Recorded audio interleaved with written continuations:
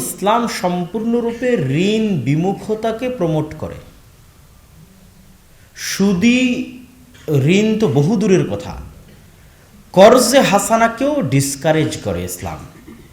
কেন? তার মূল্যবোধটাই হচ্ছে অল্পে সন্তুষ্ট হওয়া। মানুষ একমাত্র তখনই আর এক মানুষের কাছে কর্জে হাসানা চাইতে পারে ইসলামের দৃষ্টিতে, যখন তার জীবন যায়, তার ছেলের জীবন চলে যাচ্ছে, অ্যাক্সিডেন্ট করেছে, অপারেশনের দরকার, কেউ সহযোগিতা না করলে এখন সে মারা যাবে, খেতে পাচ্ছে না, তখন মানুষকে গিয়ে বলবে আমাকে একটু কর্জে হাসানা দেন তো। কিন্তু তার ভালো মাটির বাড়ি আছে, সেই মাটির বাড়িকে সে টিনের বাড়িতে রূপান্তর করবে, এই জন্য কারো কাছে কর্জে হাসানা নিবে। সুদির লোনের কথা আমি বলিনি, সুদি লোন তো বহু পরে আসবে। আপনি মাটির বাড়িকে টিনের বাড়ি করবেন, এই জন্য কর্জে হাসানা নেবেন, এটার অস্তিত্ব ইসলামে নাই। রাসূলুল্লাহ সাল্লাল্লাহু আলাইহি ওয়াসাল্লাম এটিকে চরমভাবে নিরুৎসাহিত করেছে। আবার টিনের বাড়ি আছে, সেটিকে পাকা বাড়ি করবেন, এই জন্য কর্জে হাসানা নেবেন, যেটাতে সুদ নাই সেই কর্জ মানুষের কাছে চাইবেন, এটাতে তিনি নিরুৎসাহিত করেছে। আপনার বাড়িতে এসি নাই, এসি ক্রয়ের জন্য আপনি কর্জে হাসানা নেবেন, ফ্রিজ ক্রয়ের জন্য আপনি কর্জে হাসানা নেবেন, মোটরসাইকেলের জন্য কর্জে হাসানা নেবেন। আমি কিন্তু সুদি লোনের কথা বলিনি, ওইটা আরও পরের স্টেপে। আমি হালাল পন্থাতেই মানুষের কাছে কর্জ চাইব, কিন্তু সেই কর্জটা বিলাসী পণ্যে, তাহলে এটি ইসলামী মূল্যবোধের বিরোধী। আপনি এখনও ইসলামী অর্থনীতির মূল্যবোধটা নিজের মধ্যে নিয়ে আসতে পারেননি। এটা অল্পে সন্তুষ্ট হওয়াকে প্রমোট করে। কেন কর্জকে ডিসকারেজ করা হয়? কেননা মানুষের মনুষ্যত্ব, মানুষের স্বাধীনতা, মানুষের পার্সোনালিটি, ব্যক্তিত্বকে ইসলাম অনেক দাম দেয়। এবং ওইটা যদি না থাকে, আর সব জায়গায় মানুষ, তার প্রত্যেকটা সেক্টরে ফাসাদ তৈরি হবে, ফিতনা তৈরি হবে। তার যদি পার্সোনালিটিতে আঘাত লাগে, তার যদি ব্যক্তিত্বে আঘাত লাগে, তার যদি মনুষ্যত্ব বোধে আঘাত লাগে, আত্মমর্যাদায় আঘাত লাগে, তাহলে তার লাইফের প্রত্যেকটা সেক্টরে ফিতনা তৈরি হবে, ফাসাদ তৈরি হবে। তো তার ব্যক্তিত্বে যেন আঘাতপ্রাপ্ত না হয়, কিভাবে আঘাতপ্রাপ্ত হবে? আজকে আপনি একজনের কাছে কর্জে হাসানা নেবেন, সুদি লোনের কথা বলিনি, কর্জে হাসানা নিলেন, কাল সে আপনার কাছে টাকা চাইতে আসবে, আপনি দিতে পারবেন না। যখন দিতে পারবেন না, তখন তার কাছে আপনি কি হবেন? ছোট হবেন। তাহলে এটা আপনার পার্সোনালিটিকে হার্ট করতেছে। একদিন দুই দিন পর আপনি মিথ্যা বলবেন, আপনার পরিবারকে মিথ্যা বলা শিখাবেন। যেই দিন থেকে আপনি মিথ্যা বলা শুরু করলেন, আপনার পরিবারকে মিথ্যা বলা শিখালেন, সেই দিন আপনার মনুষ্যত্ব শেষ হয়ে গেল, সেই দিন আপনার পার্সোনালিটি, ব্যক্তিত্ব শেষ হয়ে গেল। তখন যদি আপনার এই পার্সোনালিটি, ব্যক্তিত্ব, মনুষ্যত্ব শেষ হয়, আপনার আত্মমর্যাদা শেষ হয়ে যাবে, আপনার গায়রাত শেষ হয়ে যাবে। এই গায়রাতের প্রভাব সকল সেক্টরে পড়বে। তখন আপনার স্ত্রী যদি অন্যের বাড়িতে কাজ করেও টাকা নিয়ে এসে দেয়, আপনার মধ্যে কোনো ফিলিংস কাজ করবে না, কেননা আপনি আগেই তো নিজের আত্মমর্যাদা বিক্রি করে বসেছেন। কিন্তু যদি আপনার পার্সোনালিটি এবং আপনার স্বাধীনতা, আত্মমর্যাদা উঁচু থাকতো, তাহলে আপনি কখনোই আপনার স্ত্রীকে আরেকজনের বাড়িতে বা মাঠে কাজ করতে পাঠাতেন না।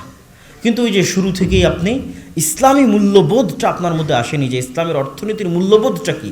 অল্পে সন্তুষ্ট হওয়া, ঋণ বিমুখ থাকা। এরকম প্রত্যেকটা সেক্টরে ইসলামের মূল্যবোধ আছে। ঠিক পারিবারিক জীবনে ইসলামের সবচেয়ে বড় মূল্যবোধ হচ্ছে মানুষের যে লজ্জাস্থান আছে সেটির পবিত্রতা। এটি হচ্ছে সবচেয়ে বড় মূল্যবোধ। এবং এই মূল্যবোধের উপরে আল্লাহ সুবহানাহু ওয়া তাআলা পৃথিবীকে টিকিয়ে রেখেছেন। এই মূল্যবোধের উপরে আল্লাহ সুবহানাহু ওয়া তাআলা পৃথিবীতে পরিবার প্রথা জারি রেখেছেন। এবং এই মূল্যবোধ যখন নষ্ট হয়ে যাবে, তখন পৃথিবীতে পরিবার প্রথা হুমকির সম্মুখীন হবে। এবং যখন পৃথিবীতে পরিবার প্রথা হুমকির সম্মুখীন হবে, তখন আল্লাহ সুবহানাহু ওয়া তাআলা এই পৃথিবীকে রাখবেন না, এই পৃথিবী ধ্বংস করে দেবেন। এই জন্য এই একটা জিনিস সংরক্ষণ করার জন্য, মানুষের লজ্জাস্থানের পবিত্রতাকে সংরক্ষণ করার জন্য অসংখ্য বিধান তৈরি করা হয়েছে। একটা দুইটা নয়, শত শত বিধান তৈরি করা হয়েছে ইসলাম। গান শোনা কেন হারাম? এমনিতেই কিন্তু গান শোনা হারাম না। আসলে গান শোনা অন্য আর একটা কারণে হারাম। গানের নিজের কারণে গান শোনা হারাম এটা না। কেন গান শোনা হারাম? গান অবৈধ সম্পর্ককে প্রমোট করে। তাহলে যে গান শুনবে তার মধ্যে অবৈধ সম্পর্কের আগ্রহ তৈরি হবে। সে যখন অবৈধ সম্পর্কের দিকে যাবে তখন তার ধীরে ধীরে লজ্জাস্থানের পবিত্রতা নষ্ট হবে। ওই মাকসাদটাকে ঠিক রাখার জন্য কত পূর্বে গান শোনাকে হারাম করা আছে। পর্দার কারণে পর্দা জরুরি এটা না। যদি সমাজে বেপর্দা থাকে তাহলে ধীরে ধীরে অবৈধ সম্পর্ক সহজ হবে। অবৈধ সম্পর্ক সহজ হলে লজ্জাস্থানের হেফাজত থাকবে না, নষ্ট হয়ে যাবে। ফলত লজ্জাস্থানের পবিত্রতাকে রক্ষা করার জন্য অনেক আগে পূর্ব থেকে পর্দার বিধান দেওয়া আছে, যেন লা তাকরাবুল ফাহিশাহ বা লা তাকরাবুজ জিনা, তথা অবৈধ সম্পর্কের ধারে কাছে নিকটেও যেন মানুষ না যায়। তাহলে এরকম কত শত বিধানের ভিত্তি লজ্জাস্থানের হেফাজত, তা আপনি কল্পনাও করতে পারবেন না। আমি আরও দু একটা উদাহরণ দিব, কিন্তু তার আগে বুঝার সুবিধার্থে আরও বলি যে ইসলামে আকীদা বা বিশ্বাসের মূল ভিত্তি হচ্ছে তাওহীদ এবং শিরক থেকে মুক্ত থাকা। তো শিরকের দিকে যেন মানুষ না যায় এই জন্য বহু বিধানকে হারাম করা আছে। আসলে প্রকৃত অর্থে সরাসরি এটা শিরক না, কিন্তু এটা মানুষকে শিরকের দিকে নিয়ে যাবে। যে আপনি শহীদ মিনারে ফুল দিবেন, অথবা একটা ইট পাথরের খাম্বাকে সম্মান করবেন, অথবা কোনো কবরে গিয়ে ফুল দিবেন, আপনি তো আর ওই কবরের লোকের কাছে চাচ্ছেন না, শহীদ মিনারের কাছেও কিছু চাচ্ছেন না। সুতরাং এটা ডাইরেক্টলি শিরক নয়। কিন্তু এটা শিরক কেন? এইটা একটা সময় আপনার অন্তরে শিরকের দিকে আপনার অন্তরকে ধাবিত করবে। অফিসে ছবি ঝোলানো আছে, কি সমস্যা? কেন হুজুরেরা এত ছবি এবং ভাস্কর্যের বিরোধিতা করতেছে? আসলে ছবি তার ছবির কারণে হারাম নয়, কিন্তু ওই ছবি একটা সময় মানুষকে কোন দিকে নিয়ে যাবে? শিরকের দিকে নিয়ে যাবে। কবর উঁচু করলে সমস্যা কি? কবর উঁচু করলে কবরের প্রতি সম্মান তৈরি হলে আস্তে আস্তে আস্তে আস্তে এটা মানুষকে শিরকের দিকে নিয়ে যাবে। তো শিরকের মতো একটা ভয়াবহ গুনাহ থেকে বাঁচাতে তার চারি সাইডে অসংখ্য দেওয়াল তৈরি করা আছে ইসলাম। ঠিক লজ্জাস্থানের পবিত্রতাকে হেফাজত করার জন্য ইসলামে এরকম অসংখ্য বিধান দেওয়া আছে। যেমন তালাকের বিধানের সাথে যতগুলো বিধান সম্পৃক্ত, মেয়েদেরকে কেন ইদ্যত পালন করতে হবে? স্বামী যদি তাকে তালাকও দেয় তবুও কেন সে 3 মাসের পূর্বে অন্য জায়গায় বিবাহ বন্ধনে আবদ্ধ হতে পারবে না? বংশের পবিত্রতা রক্ষার জন্য, তথা আগের স্বামীর পক্ষ থেকে যদি তার পেটে কোনো সন্তান থাকে সেটি স্পষ্ট হওয়ার জন্য সে আর পরবর্তী 3 মাস অন্য কোথাও বিবাহ বন্ধনে আবদ্ধ হতে পারবে না। কেননা মানুষের পিতৃ পরিচয় ইসলামের সবচেয়ে গুরুত্বপূর্ণ বিষয়, এবং মানুষের লজ্জাস্থানের পবিত্রতার উপর ভিত্তি করেই মানুষের পিতৃর পরিচয় নির্ধারণ হয়। আর মানুষের পিতৃ পরিচয় নির্ধারণের উপর ভিত্তি করেই পৃথিবীতে পরিবার প্রথা টিকে থাকে। আর যখন এগুলো থাকবে না তখন আল্লাহ পৃথিবীও রাখবেন না। এই জন্য কিয়ামতের পূর্ব মুহূর্তে মানুষের মধ্যে মনুষ্যত্ববোধ থাকবে না, মানুষ পশু প্রাণীর মতো হবে। পশু প্রাণী যেমন খোলা মাঠে একজন আরেকজনের সাথে সম্পর্ক করতে দ্বিধাবোধ করে না, মানুষ নারী পুরুষ সেই পর্যায়ে পৌঁছে যাবে। তখন আর পিতৃ পরিচয় ঠিক থাকবে না, পরিবার প্রথা অব্যাহত থাকবে না। তখন আল্লাহ কিয়ামত কায়েম করবেন, তার আগ পর্যন্ত পৃথিবী চলমান থাকবে। তাহলে মানুষের সাথে এবং পশুর মধ্যে সবচেয়ে বড় পার্থক্যের জায়গা হচ্ছে পিতৃ পরিচয়ের নিশ্চয়তা এবং লজ্জাস্থানের হেফাজত। এই জন্য প্রত্যেক যা যা এই রাস্তায় মানুষকে উৎসাহী করতে পারে তার প্রত্যেকটা হারাম করা আছে। আর বর্তমান সেকুলার এবং লিবারেল যে পৃথিবী, তারা প্রত্যেকটা ওই জিনিসকে প্রমোট করে যেই জিনিস মানুষকে অবৈধ সম্পর্কের দিকে ধাবিত করে। প্রত্যেক ওই জিনিসকে তারা মানুষকে, নারীকে প্রোডাক্ট, পণ্য দ্রব্য হিসেবে ব্যবহার করে। আবার মুসলমানদের উপর তারা অভিযোগ চাপায় যে মুসলমানেরা নাকি নারীকে পণ্যদ্রব্য মনে করে। না, মূলত তারা নারীকে পণ্যদ্রব্য মনে করে, প্রোডাক্ট মনে করে, বিক্রিযোগ্য পণ্য মনে করে। ফলত পৃথিবীতে এমন কিছুই বিক্রি হয় না যার সাথে নারীর ছবি, নারীর কণ্ঠ, নারীর দৃশ্য, নারীর চেহারা সম্পৃক্ত না হয়। প্রত্যেকটা অ্যাড, প্রত্যেকটা অফিসের রিসিপশন, প্রত্যেকটা শোরুম, যেখানে যাবেন, গাড়ি কিনতে যান, কাপড় কিনতে যান, যাই কিনতে যান না কেন, সেখানে নারীকে শোপিসের মতো ইউজ করা হচ্ছে, যেন আপনি তার কারণে তার চেহারা এবং তার সৌন্দর্য উপভোগ করত সেই জিনিসটি ক্রয় করতে উদ্বুদ্ধ হন। সুতরাং এখানে ক্রয় বিক্রয় হচ্ছে নারীর চেহারা, বিক্রিযোগ্য পণ্য হচ্ছে নারীর চেহারা, যোগ্যতা নয়। যোগ্যতার মাপকাঠিতে চাকরি নয়। বিমানবালা সহ, রিসিপশন সহ সব জায়গায় মূলত যোগ্যতার ভিত্তি হচ্ছে চেহারার সৌন্দর্যতা। তাহলে এখানে কি বিক্রি করা হচ্ছে? চেহারা বিক্রি করা হচ্ছে। আর ইসলাম সম্পূর্ণরূপে মানুষের মনুষ্যত্বকে এইরকম বিক্রিযোগ্য জায়গায় নামিয়ে আনার বিরোধী, মানুষকে যন্ত্র হিসেবে ট্রিট করার বিরোধী ইসলাম। ইসলাম কখনই মনে করে না যে মানুষ একটা যন্ত্র, কিন্তু আজকের সেকুলার এবং লিবারেল পৃথিবী মনে করে মানুষ একটা যন্ত্র। কিসের যন্ত্র? পয়সা কামানোর যন্ত্র, পয়সা ইনকাম করার মেশিন। এইভাবে আমাদের শিক্ষা ব্যবস্থা তৈরি করা হয়েছে, এইভাবে আমাদের পারিপার্শ্বিকতা তৈরি করা হয়েছে।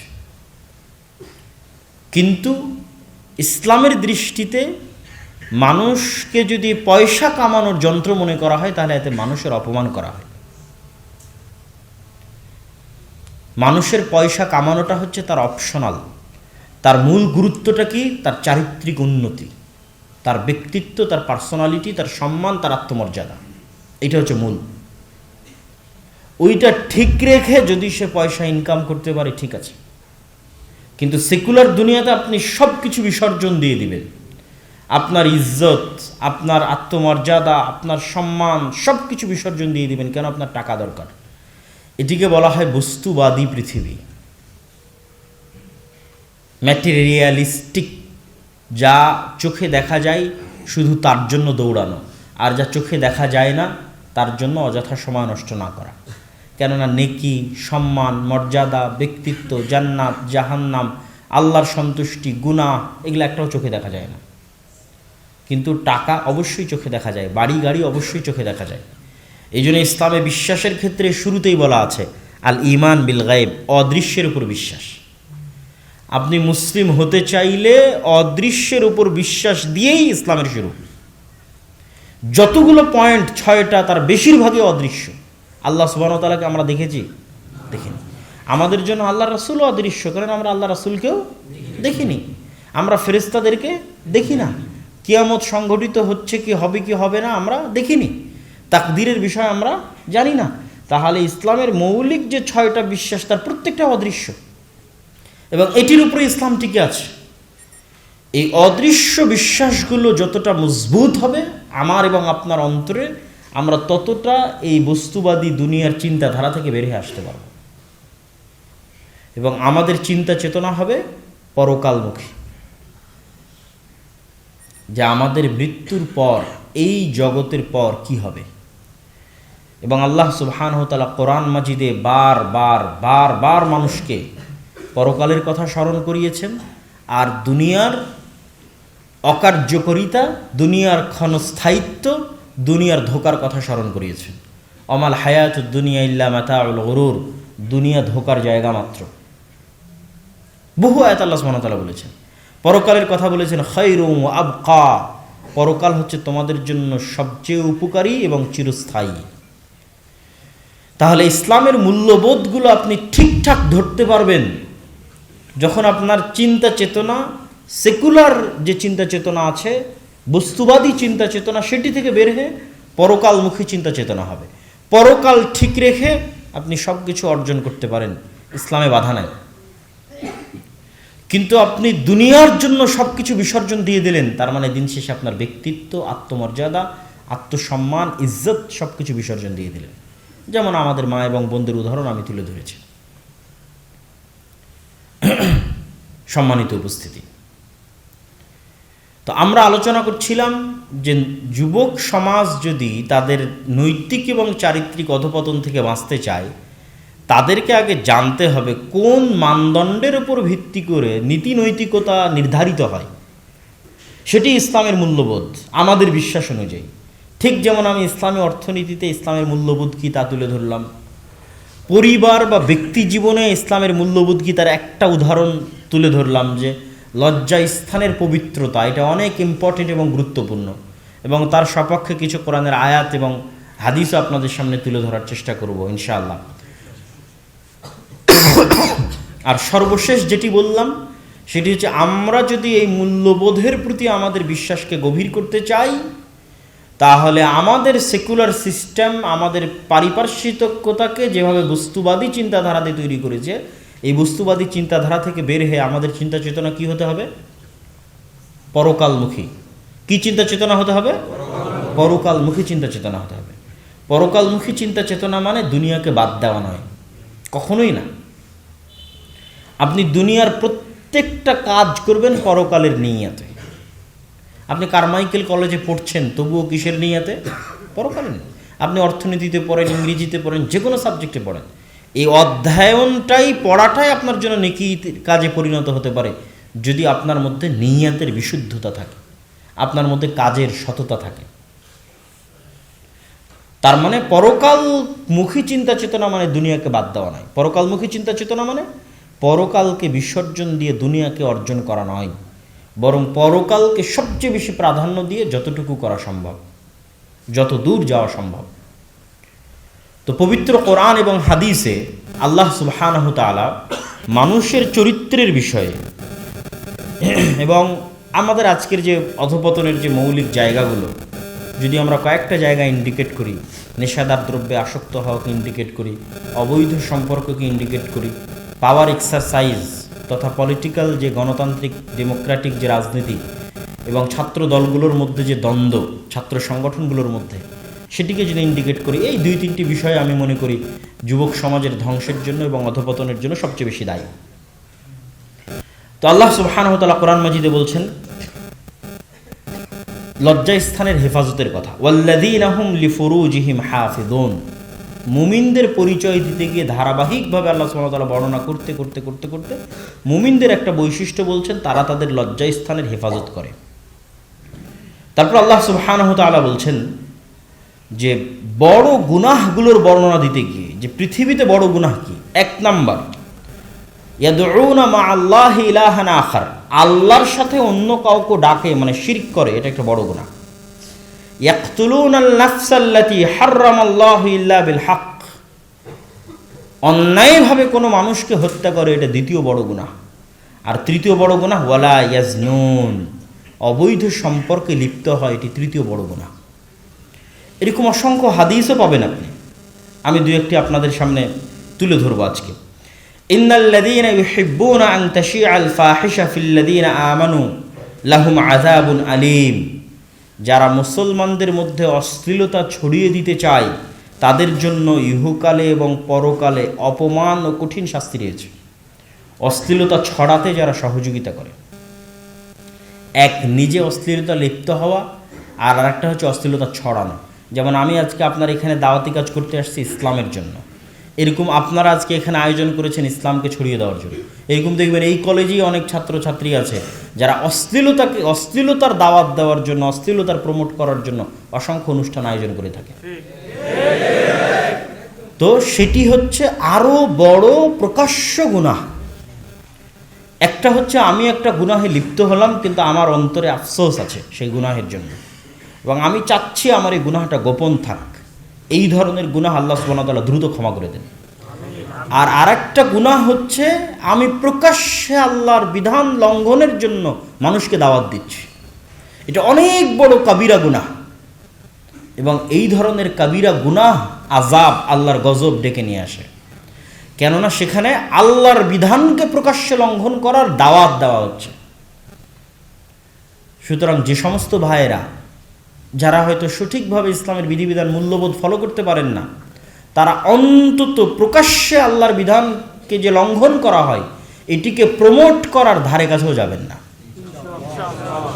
কেননা সেটি আপনার আযাব এবং গজবের শিকার হতে পারেন আপনি যে কোনো সময়, এবং সেটি আপনার জন্য অনেক বড় গুনাহ এবং আল্লাহর বিধানের প্রকাশ্য লঙ্ঘন, আল্লাহর সাথে প্রকাশ্য চ্যালেঞ্জের স্বরূপ।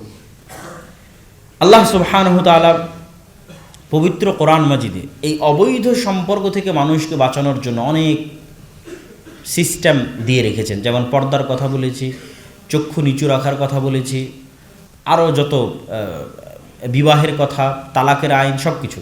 তার মধ্যে আরও একটা বিষয় রেখেছেন, সেটা হচ্ছে শাস্তি। আয-যানিয়াতু ওয়াজ-যানি ফাজলিদু কুল্লা ওয়াহিদিম মিনহুমা মিআতা জালদাহ। অবিবাহিত ব্যভিচারীকে 100 বেত্রাঘাতের আদেশ আল্লাহ সুবহানাহু ওয়া তাআলা নিজে কোরআন মাজিদে দিয়েছেন।